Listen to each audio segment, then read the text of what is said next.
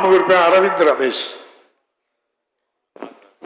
மாண்புமிகு பேரவைத் தலைவர் அவர்களே, சோழிங்கநல்லூர் தொகுதிக்கு என தாலுகா வட்டாட்சியர் அலுவலகம் தனியாக தலைவர் கலைஞர் ஆட்சியில் 2000-2012 பிரிக்கப்பட்டு இன்று வரை போதிய இடவசதி இல்லாமல் தனியார் வாடகை கட்டிடத்தில் இயங்கி வருகின்றது.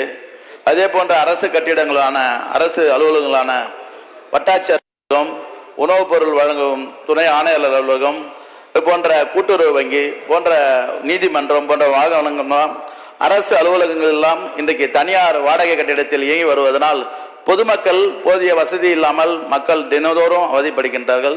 ஆகவே இன்றைக்கு தமிழக அரசால் இன்றைக்கு 574 என்கின்ற அரசு தரிசு புறம்போக்கு தனியார் வசமிலிருந்து 69 ஏக்கர் இன்றைக்கு நிலம் மீட்கப்பட்டு அந்த இடத்தில் இந்த மேற்கொண்ட அரசு வளாகங்களை ஒருங்கிணைந்த அரசு வணிக வளாகத்தை உருவாக்கி அதில் பொதுமக்கள் பயன்பாட்டிற்கு கொண்டு வர வேண்டும் என்று இந்த நேரத்தில் அமைச்சர் அவர்களை பேரவைத் தலைவர் வாயிலாக கேட்டு விடைபெறுகிறேன். மாண்புமிகு அமைச்சர் அவர்கள். மாண்புமிகு பேரவைத் தலைவரில் மாண்பு உறுப்பினர் சொல்லியதை போல சென்னையிலே நிறைய இடங்கள் ஆக்கிரமிப்பில் இருந்த இடங்கள் எல்லாம் வருவாய்த்துறை மூலமாக இன்றைக்கு நாங்கள் எடுத்துக்கொண்டிருக்கிறோம். அப்படி எடுக்கிற இடங்களில் எல்லாம் அரசு துறையை சார்ந்த கட்டிடங்கள் கட்ட வேண்டும் என்று சொல்லித்தான் மாண்பு முதலமைச்சர் அவர்கள் எங்கள் மத்தியில் சொல்லியிருக்கிறார்கள். அப்படி கட்டுகிற நேரத்தில் கூட தனித்தனியாக இல்லாமல் எல்லாம் இணைந்த ஒரு கட்டிடமாக பெரிய கட்டிடமாக இருக்க வேண்டும் என்று சொல்லி எங்களுக்கு அறிவுரை வழங்கியிருக்கார்கள். அப்படி அந்த கட்டிடங்கள் கட்டுகிற நேரத்தில் உங்களுடைய கோரிக்கை நிச்சயமாக பரிசீலிக்கப்படும். விநாயகன் 6 மாண்புமிகு உறுப்பினர் ஜி.கே. மணி அவர்கள். மாண்புமிகு நிதி மற்றும் மனிதவள மேலாண்மை துறை அமைச்சர் அவர்கள். மாண்புமிகு பேரவைத் தலைவர்களே, தங்கள் அனுமதியோடு திருத்திய விடையை பேரவைக்கு அளிக்கிறேன். விடை ஆம். விடை ஒகேனக்கல் நீர்மின் திட்டம் 120 மெகாவாட் ஒன்றிய அரசுக்கு உட்பட்ட தேசிய நீர்மின் கழகத்தின் மூலம் செயலாக்க உத்தேசிக்கப்பட்டுள்ள காவிரி நீர்மின் திட்டத்திற்கு உட்பட்டதாகும்.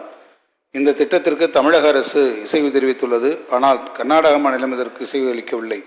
ஆகையால் இந்த நீர் மின் நிலையம் செயலாக்கத்திற்கு எடுத்துக்கொள்ள இயலவில்லை. மாண்புமிகு உறுப்பினர் ஜி.கே. மணி அவர்கள். மாண்புமிகு பேரவைத் தலைவர் அவர்களே, சம்சாரம் இல்லாமல் மனிதன் வாழலாம், மின்சாரம் இல்லாமல் வாழ முடியாது. தாயின் கருவறை பரிசோதனையிலிருந்து கல்லறை வரை, அதாவது கருவறையிலிருந்து கல்லறை வரை மின் பயன்பாடு நாளுக்கு நாள் அதிகரித்து வருகிறது.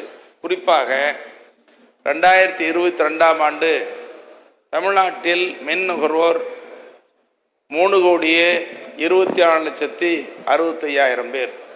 2023ஆம் ஆண்டு 3,31,16,000 பேர் என மின் நுகர்வோர் எண்ணிக்கை அதிகரித்து வருகிறது. மின்சாரத்தினுடைய பயன்பாடு நாளும் அதிகரிக்கிற இந்த வேளையில் மின் உற்பத்திக்கு நம்முடைய தமிழ்நாட்டின் மின் தேவை என்பது 17,000 மெகாவாட்.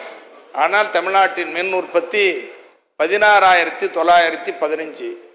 மீதி இருப்பதை நாம் வெளியில் வாங்கிக் கொள்கிறோம். ஆனாலும் கூட இந்த மின் உற்பத்தி என்பது நீர் மின் நிலையங்கள் மூலமாக, உதாரணமாக குந்தா, காடம்பாறை, மேட்டூர் உள்ளிட்ட பெரிய அணைகள், அதோடு சிற்றணைகள், கதவணைகள் என மொத்தம் நீர் மின் உற்பத்தி நிலையங்கள் 47 இருக்கிறது. இவற்றின் மூலமாக 2,320 மெகாவாட் உற்பத்தி செய்யப்படுகிறது. அதை தவிர அனல் மின் நிலையங்கள் மூலமாக 4,320 மெகாவாட் உற்பத்தி செய்யப்படுகிறது. இதோடு காற்றாலை, அணுமின் நிலையங்கள் மூலமாக உற்பத்தி செய்யப்படுகிறது. இந்த மின் உற்பத்தியை பார்க்கிற நேரத்தில் அனல் மின் நிலையங்கள் மூலமாகவும் மற்ற மின் நிலையங்கள் மூலமாகவும் உற்பத்தி செய்கிற வேளையில் இது சுற்றுச்சூழல் சீர்கேடு, மாசுபடுதல், உயிரினங்களுக்கு கேடு விளைவிக்கின்ற காரணத்தால் நீர் மின் நிலையங்கள் உற்பத்தி செய்வது பொருத்தமாக இருக்கும்.